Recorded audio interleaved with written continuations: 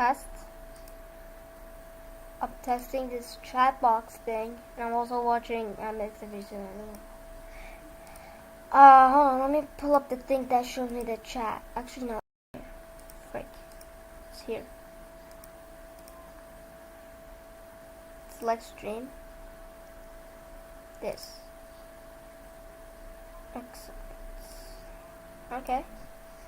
So, can we get some Steam games? They're gonna take years to download, by the way. It's gonna take like, if it's a gigabyte, it's gonna take like 3 hours or something.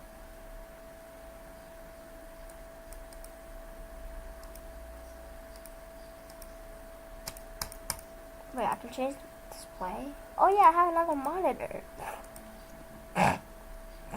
What is this? Oh yeah, that's this. No, not this. This thing. So I don't see no views, I don't see no chat. Can we get somebody to like write some random stuff in the chat? Just trying to test it. Test. Do you know what a test is? Do you not know what a test is?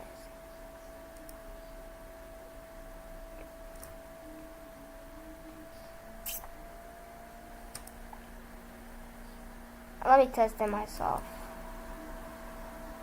That PC is loud.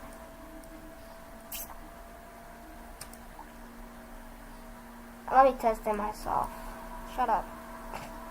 That PC is loud. Shut up.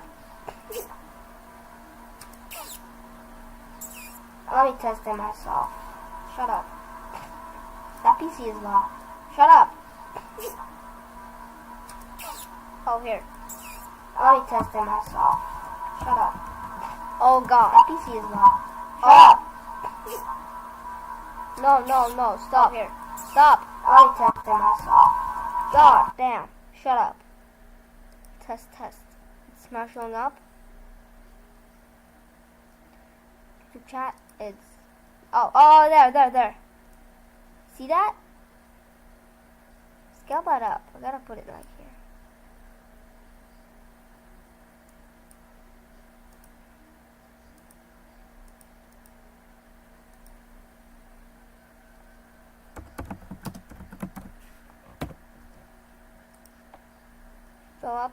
Show up down here. Yeah.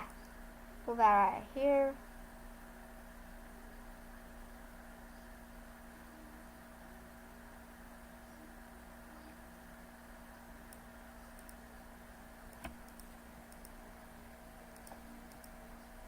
Wait, what? Sorry. Just clicking random stuff. Wait, we got a viewer. Yeah. What the what is this? What? Oh, it's text. So I could just... Oh, that's nice. Delete. Though. 2 people. Oh no, that's me, my bad.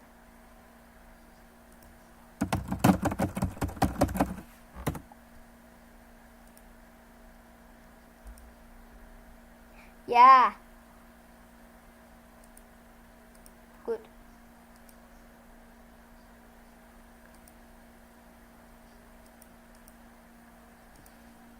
Good internet too.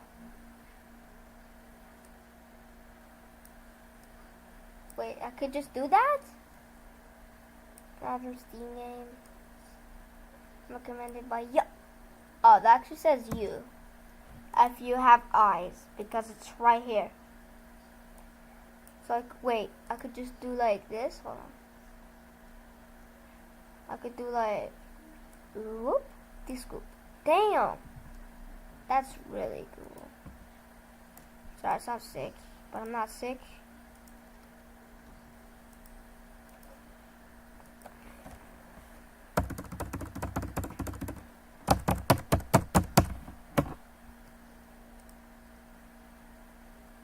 Wait, what? Oh. That's the chat. Pretty nice. Good tests. We have literally no one watching. Not even joking. That's like the only person. It's me. That's my favorite message. We gotta pin that. Pin that crap. So true. Is it possible to me? Okay, you know what? I'm just gonna watch YouTube all. In the meanwhile, somebody joins, I guess. But no, wait. Remove that. No, wait. Oh. Wait, I could go to my watch history, but I'm not gonna do that. Sorry, I was confused. Let's watch a random video. We check on this pretty often.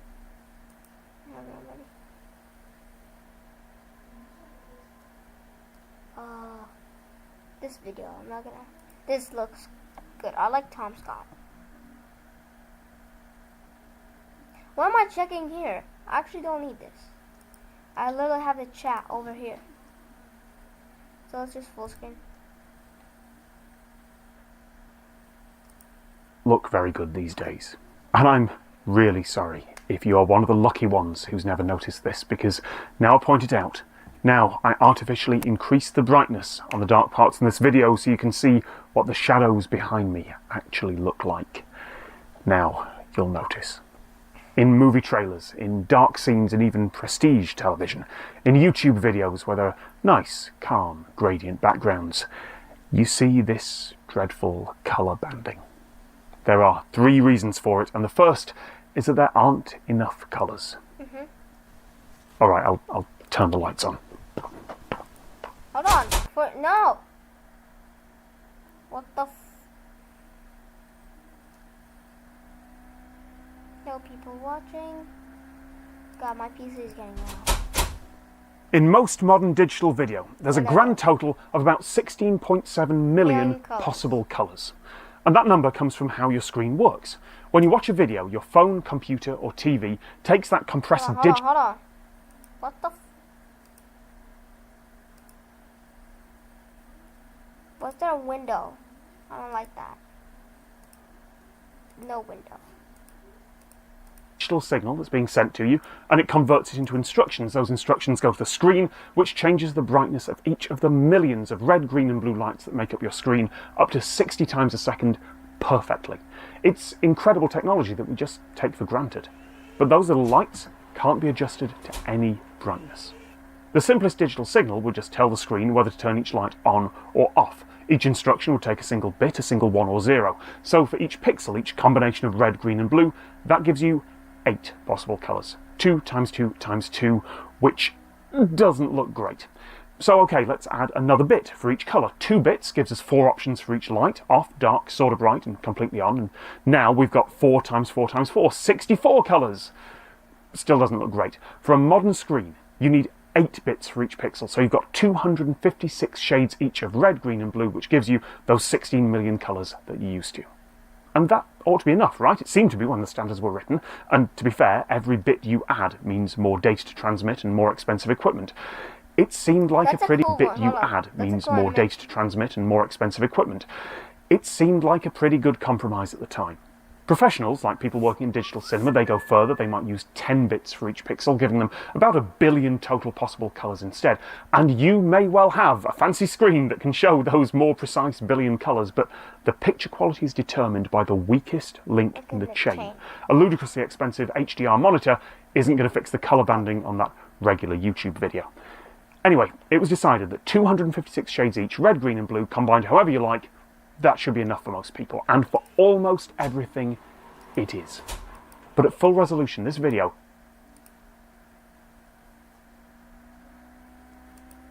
is 1920 pixels wide, and there are only 256 shades of green. So if I have a green gradient across the whole video, if you use every shade of pure green that is possible on this format, then you're still going to have a colour band every 7 or 8 pixels.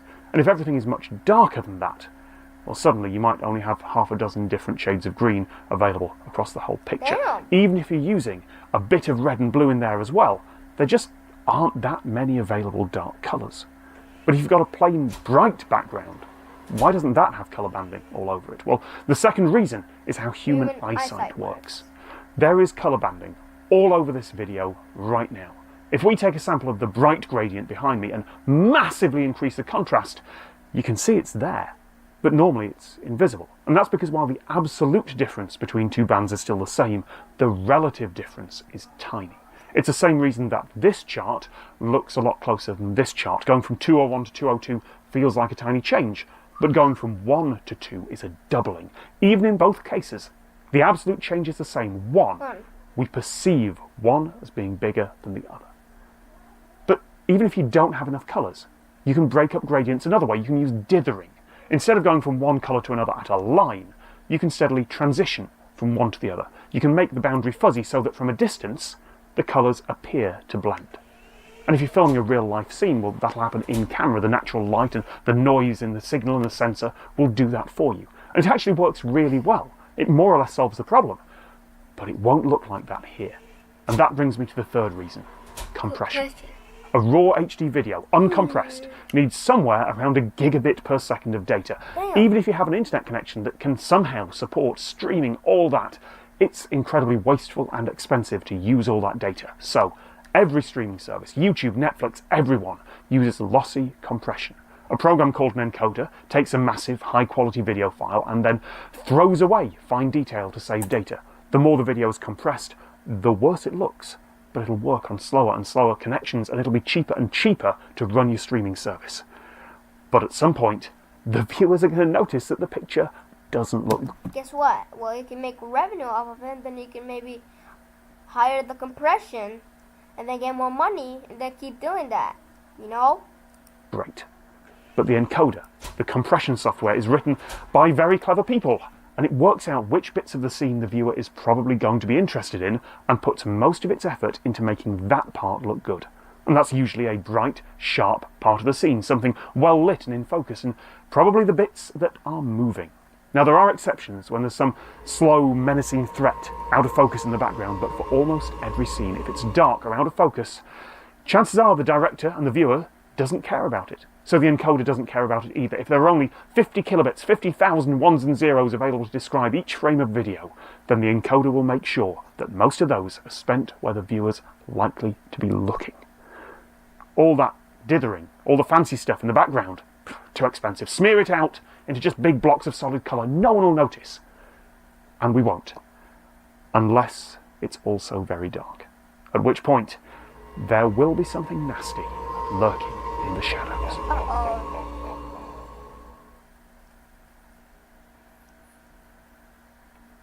Imagine if you remove that. Still confetti. Have you ever noticed that video of falling snow or confetti can look pretty terrible? As soon as there's stuff floating around in the air, suddenly the quality of the video you're watching collapses. You can see it on this incredible clip of 200 kilos of confetti being blasted at Ed Sheeran on the UK's X Factor. Now, if you already understand interframe compression, you can pick another video. But everyone else, let's talk bitrate. I'm not actually in Norway, by the way, if that wasn't obvious. I could have tried to find some actual snow or bought a load of confetti, but this way, I can test things with carefully controlled digital effects, which has the added bonus that I don't need to clean up afterwards. So, to put the problem in one sentence, there are only so many ones and zeros to go around. Back in the days of analog television, video was uncompressed. The TV camera scanned a signal, it was transmitted over the air, and your television played it back. And yes, it was only standard definition, but pretty much every bit of detail the camera caught appeared on your screen. And that's fine when there are only a few television channels and they're literally going over the air. But that's really wasteful. The reason that digital television can have so many channels and that web video works at all is because of compression. If you actually try to transmit every pixel of an HD video in perfect quality, you need somewhere around a gigabit a second sent over the wire. And as I record this, that would max out over 100 average American broadband connections simultaneously, or over 50 average South Korean broadband connections. So, if you want YouTube to work, that amount of data, that bit rate, is going to need to get cut down. Step one is regular, everyday image compression. Pretty much every photo on the internet is compressed, mainly by throwing away small bits of detail that the eye probably won't notice. Oh, no. At least until it gets screenshotted and reposted 20 different times by 20 different Instagram accounts. you can take every individual frame of a video and apply that compression to it. Step 2 is interframe compression. Until a big scene change happens, why bother storing whole frames when you can only store the changes between them? After all, if I'm just talking against a plain background, you don't need to keep sending new data for that background every time. Just tell the video player to repeat what was there before. Or if I move my body a little as I talk, just tell the player to move that block of pixels a bit to the right, and maybe tweak a bit of colour here and there. That's how you cut down gigabits of video per second to something you can load on your phone. Maths. Lots of maths, but I think a practical demonstration would be better, so I'm going to limit the bitrate of this video, the number of ones and zeros per second that are being used to encode it. And yes, YouTube will mess about with this after I upload it, but it can't magically put detail back in. So, even if you're watching in the best quality you can, what you're seeing now is still the limited version. This is 200 kilobits a second, 200,000 ones and zeros going over the wire every second. Doesn't look too bad with modern encoding. You might lose some fine detail on my face or my hair or hand gestures, but you can still see what's going on pretty clearly. But now, let's add a bit of snow. And suddenly, those bits aren't all being spent on rendering me. Instead, they're also being used to track the stuff that's flying around. It's chaotic, it keeps changing direction, it's complicated, so just saying move those pixels here won't work either. Let's add some confetti too, all colourful this time. There we go. Now it's all starting to fall apart. The more stuff there is moving in the frame, more confetti, there we go. The more spread out those 200 kilobits have to be. More confetti, here we go. No matter how much the encoder tries to optimise for faces and skin tones, it just doesn't have the bits spare. More confetti, more snow. Now, even if I turn the bitrate back up, put this in the highest quality I can, it still won't look good right now. I don't know why I'm yelling, I'm adding the wind noise in later.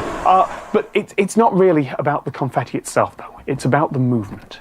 If we freeze all this stuff in mid-air and just make it a background, over the next couple of seconds, the quality of the video will come back. That's why the picture falls apart when your sports team wins and the confetti drops. Video, literally, isn't what it used to be.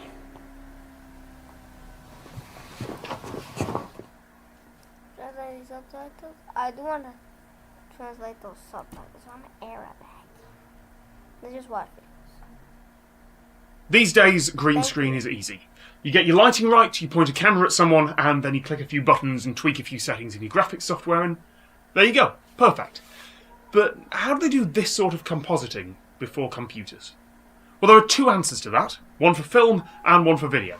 And before anyone gets pedantic, I am summarising here and skipping over some early efforts and dead ends. But first, let's talk about film. Actual, bulky reels of film. You've got no pixels to deal with here. It's all chemical processes, all light hitting bits of photosensitive real stuff 24 times a second. If you go wrong, you can't erase and restart. That film is used up, gone, go buy some more.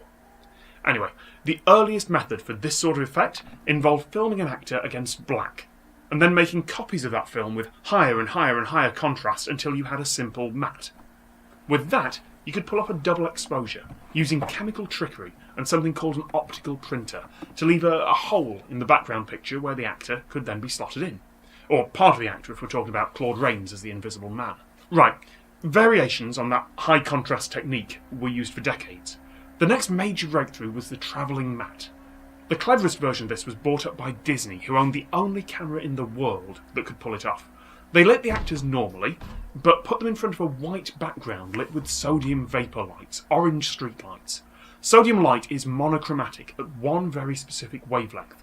So with some fancy optics, you could simultaneously record onto one piece of film that would mostly ignore that light, and another bit of film that only reacted to that light. Presto! A near-perfect travelling matte, even for semi-transparent objects like Mary Poppins' hat. Blue screen and green screen on analogue film work much the same way. They use filters to block out particular colours and matte them, and then they're carefully combined with an optical printer. Then, of course, computers came along and made the whole thing easier. But how about television? Computers arrived earlier than you might think there. The BBC used a bit of kit called the Quantel Paintbox for Doctor Who as early as 1980. But before that, video was entirely about electrical signals from a scanning camera sensor. If it was recorded, those signals would just be put straight on magnetic tape. There's no film to play about with there. But what you can do with electronic signals is combine them and build circuits that basically do analogue maths on them. Adding two signals together, or just fading between them, was mastered early in the days of black and white TV. Now, when colour came along, you had red, green and blue signals, although they weren't transmitted over the air like that for backwards compatibility. It's a long and overly complicated story. But you could make a system that would watch the signal, and when it hit a particular colour, the colour you wanted, it would switch out that signal with your background one. And generally, this was done live on set. There are even attempts to do moving shots by rigging up really complicated gearing arrangements to sync the movements of two cameras. One pointing at actors on a blue screen, one pointing at a model. It even worked sometimes. No pixels, no memory or hard drives, no ability to just tweak your settings and try something else. If it didn't work, well, you did the best you could, because every day in the studio cost an incredible amount of money and the time of at least half a dozen technicians. And then, of course, computers came along and made all of that obsolete to the point where some jerk with a laptop and a copy of After Effects can make this video in an afternoon.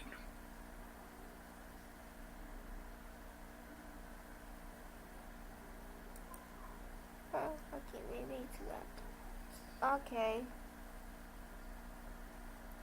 Why you can spot that green screen? This video is sponsored by CuriosityStream and my own Nebula Well, original I'm series. watching. More on that later. I've been using a green screen for my recent computer science videos. I don't like using green screens. I think there's no substitute for filming in a real physical location, but I haven't had much choice lately. And some folks, very kindly, said they couldn't tell. Now, a lot of that is down to my animator for these videos, but a lot of that is down to some good planning. Big budget television shows get green screen wrong all the time. This clip from 30 Rock looks dreadful, but it's difficult to immediately point to why. Well, first of all, there is the key. That's the term for how the computer works out what's background and foreground. There are all sorts of settings you can use to tweak this, the exact colour of green it's looking for, how close to that green it has to be, how it deals with colour in the transition between background and foreground, and how much it smooths out fine details like hair. Get it wrong and hair can appear and disappear as someone turns the head. But let's assume that you get a perfect key. It can still look weird. And that's because if you want convincing green screen footage, you have to film with a camera that more or less matches the one that filmed the background, even for all the technical stuff that most people have no idea about, because even if your viewers have no clue why it looks weird, they'll still be able to tell something's wrong. Before that, though, you have to match the lighting, and you'd think that this one's obvious, right? But have a look at this scene from The Big Bang Theory, who, despite being one of the most popular shows in America when this episode aired, apparently couldn't afford to film at some rocks 20 miles outside Los Angeles. Sure, you could argue that it's a reference to Star Trek, who used to have alien planets filmed on stages with some rocks unconvincingly strewn around, but I'm not convinced. Anyway, the sun is clearly over there. The rocks are in harsh shadow, there's haze in the background, and the actors are lit like they're on a stage. This guy's head casts a shadow on this guy's chest in completely the wrong direction. And even if you nail the lighting, you've got to get the colour balance right. Daylight has more blue in it. Most indoor lights have more orange in them. Screw that up, and the different locations are really clear. Next, you've got to match the shutter speed. So in this shot, filmed outside under bright sunlight, you can see there's almost no motion blur, even on fast-moving vehicles that are passing by. The shutter speed is short. In 1,000th of a second, the camera sensor can get all the light it needs for a clear picture. But I'm indoors right now. I can't match how bright sunlight is, so the camera sensor has to sample for about 10 times as long to get a decent picture, which is enough time for me to blur when I move. And if I'm blurred, then the background isn't, and then it's going to look wrong. And that blur is really difficult to key out as well, but that's a separate problem. Next up, framing. If the person on screen appears to be hovering in midair or is shot straight on while the camera is looking up or down at the background, obviously it's going to look wrong. But there are more subtle things too. Now, I was really lucky here. I remember how the camera was set up for this original background footage in the Computer Museum, right? It was about 4 or 5 meters away, zoomed in quite a bit with the camera positioned just above my eye line, so I'm looking up a little. Means I don't end up with too much of a double chin. But let's just pause for a moment. Okay, the camera is now physically closer but zoomed out, and suddenly this looks wrong. The same parts of my body are in the shot in roughly the same positions, but I don't fit into the background nearly as well. This is not how I would look sitting in that chair in the real museum. I couldn't reach out and nearly touch the camera. People's faces look different. Everything looks different, depending on how close the camera is. In this shot from Guardians of the Galaxy 2, the camera is changing distance and zoom at the same time, and the difference in how the actor's face looks at the start and end is remarkable. Okay, let's go back. Okay, that's better. If you want your green screen to be convincing, those are just some of the things you've got to match. There may be others that I've missed too, but there is another approach, and I'd say it's a much better idea. Don't try to be convincing. For those of us who have the creative option, it's a lot easier to just acknowledge the green screen, lean into it, and just put something interesting up there instead that isn't meant to be real. It's not as good as filming in an actual location, but at least it's honest. I've got an original series over on Nebula. Here's the trailer. Sponsor. Goodbye. Nobody watching. Okay. So you dare challenge me. Fine. Just gonna play. Wait a minute. What the? We got somebody clicked on this and left. So let's just find some Steam games, I guess. Where's Steam? I'm gonna watch this video.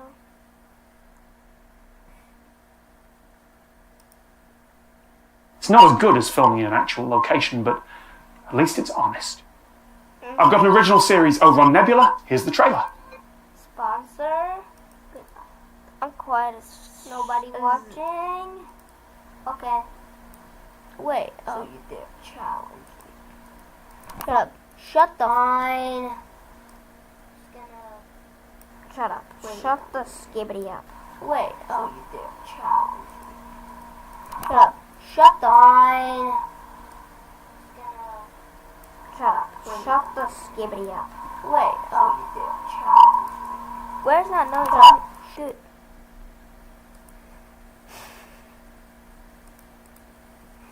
When will Steam open?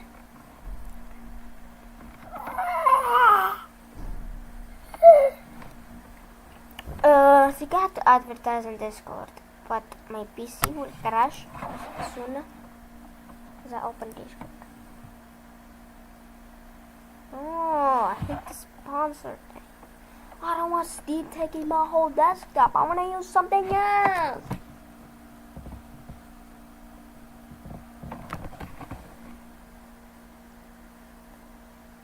Shimmy yeah, shimmy yeah, shimmy yeah.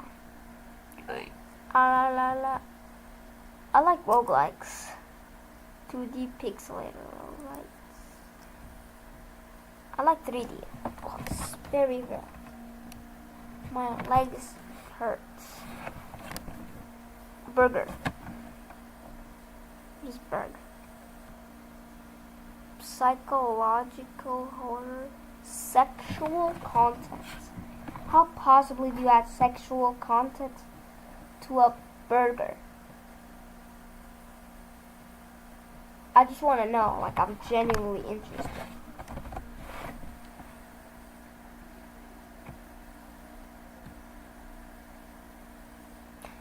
One from 1,010. What? Why? Why? Why? Why did you make this game? Fine. Let's download it. How much? Delicious wallpapers? I did not ask. Play game.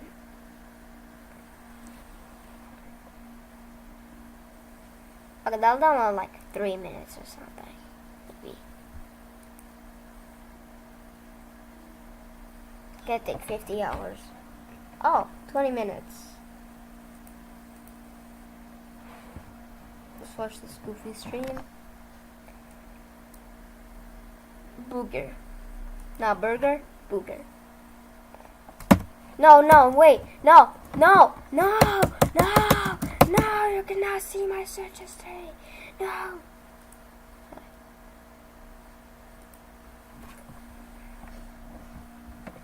Man, I should work on that game that Stone told me to make.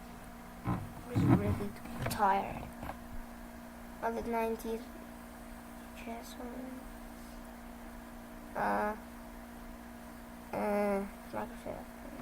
Microscope.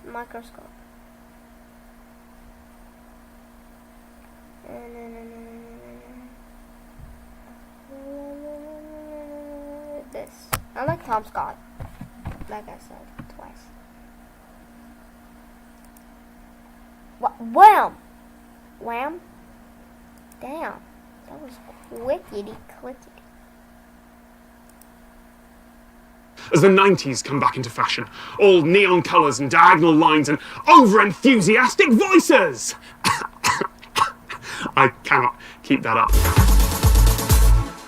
Now, some producers will actually take the time to get their nice, crisp HD footage and put it through an actual video recorder to get that effect. But let's be honest, most won't. Most will use the same filter as everyone else. So I figured to explain how it works, I would talk to the guy who wrote that filter. VHS has very muted color. To Goodwill and secondhand stores and picked up as many. Hey guys, sorry the stream stopped for a second.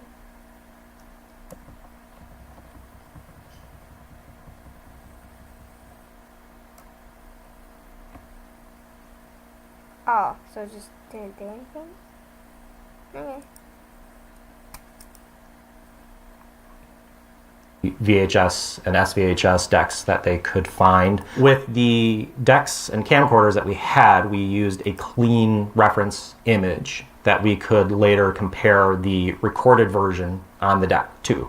So when you take the original clean version and the post VHS version and line them on top of each other, you can... Hey! Let's play Booger. I really want to play a burger.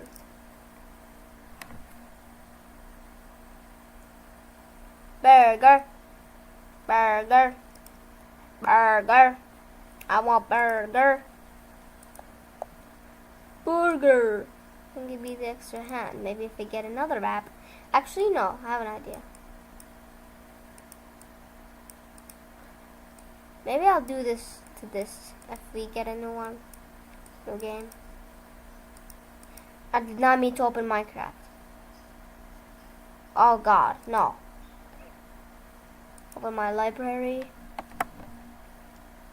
Library. Eat the peanut, banana, bubble. I do not know where these games are coming from. Burger! Burger!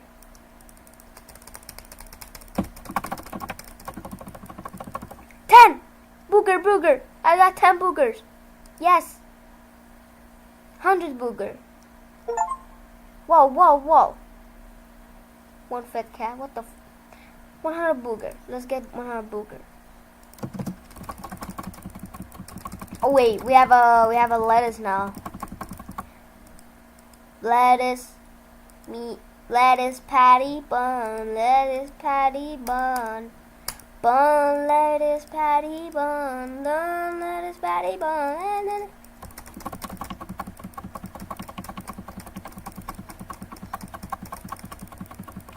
Hey, can I download a... What the wow. I really want to download an auto clicker, but I'm scared. Shimmy, shimmy. Shimmy, shimmy, yeah, shimmy, yeah. La la la la. $110 million. Ah, billionaire. Global achievement. How many people have it? 94%. And 6%. 2%.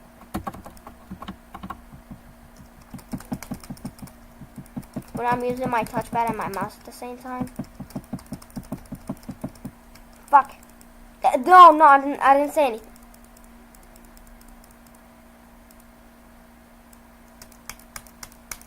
Bun, lettuce, patty, bun. Bun, lettuce, patty, bun. Bun, lettuce, patty, bun. Bun, lettuce, patty, bun. My mouse is gonna get broken, so I'm just gonna use my touchpad because it's even faster. 69, nice. There are no upgrades in this game. So So how am I supposed to feed cats and upgrade cheese? Upgrade to cheeseburger. Oh, that's just music, you idiot. Forget 99. What the? 100. Oh no way. Yeah. 100 booger. We have 100 booger. What is 499?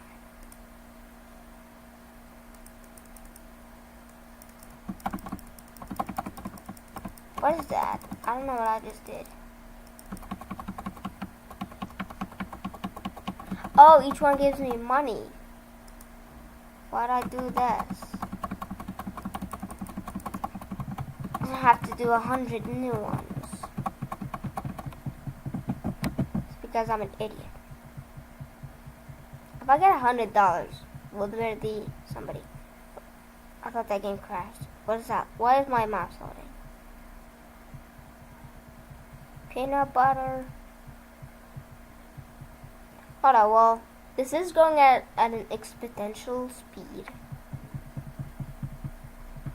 The money, not the burgers. Also, top bun looks like a egg. Looks like an egg. Should be colored the same way. Looks like a golden thing on top. $100.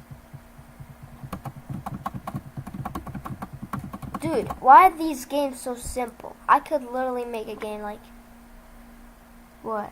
Pizza. And then get like $1 billion. And get money off of it. Like, why does this game exist? Why does it need to exist? $5.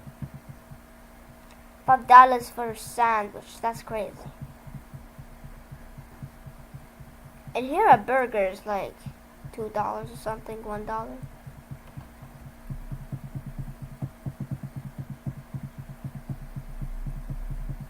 Can I not higher the price? Higher the price? Make it higher?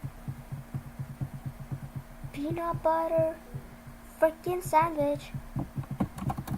Wait, how about I get $1,000? Is there an achievement for $1,000? One cheeseburger, 1,000 burgers with a cat. Millionaire. Wait, 1,000 burgers. Let's get 1,000 burgers. Peanut butter freaking jelly.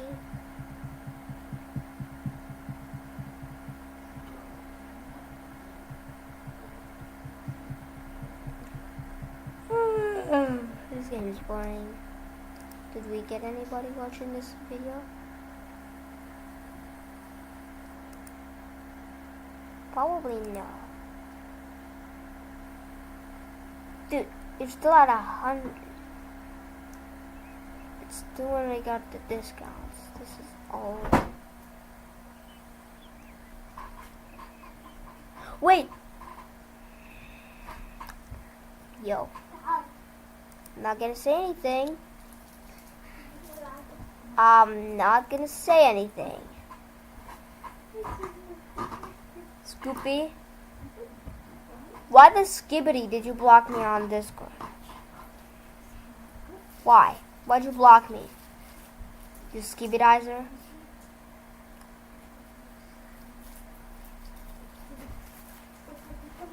No more video.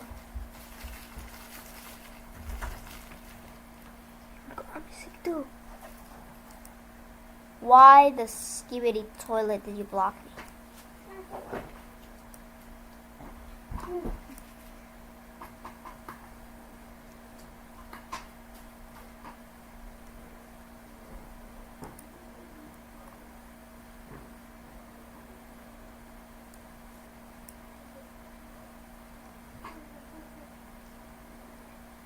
Was it really your parents or were you lying? You lied about your son.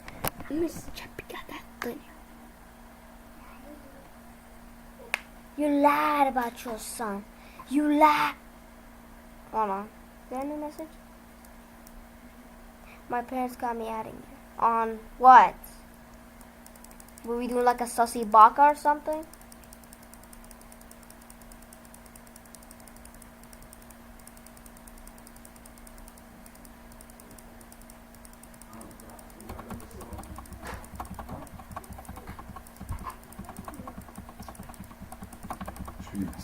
Baba got so bad. يا حسين سوى بث عشين غراضة سيبوا مني.